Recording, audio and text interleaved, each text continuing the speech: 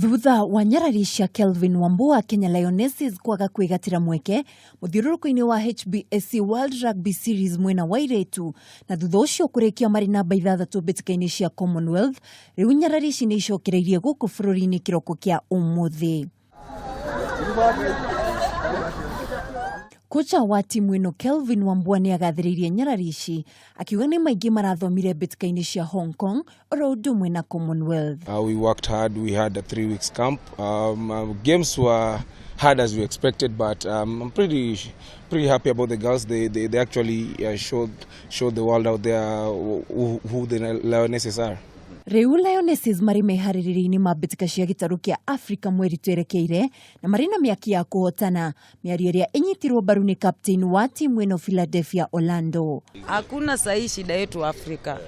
Actually, we are preparing for CAR in May, and of course South Africa watakuwa hapo.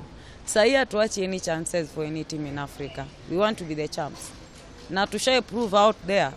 So ni prove up Africa that Kenya Lionesses are the champs, and that's our main target, nothing more, nothing less.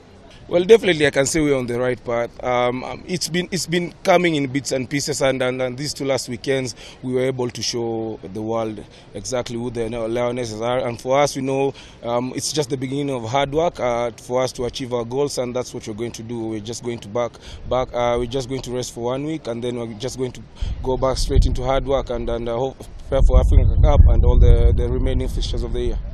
Irekereirio Commonwealth Lionesses mararikirie mari namba 6 na kuo Hong Kong magikio ja irekereirio semi-final.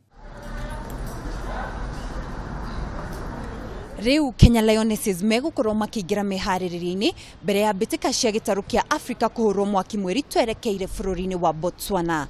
Ngiribotera Kameme TV haro-ini, ritwa riakwa ni mwihaki wa Dogo.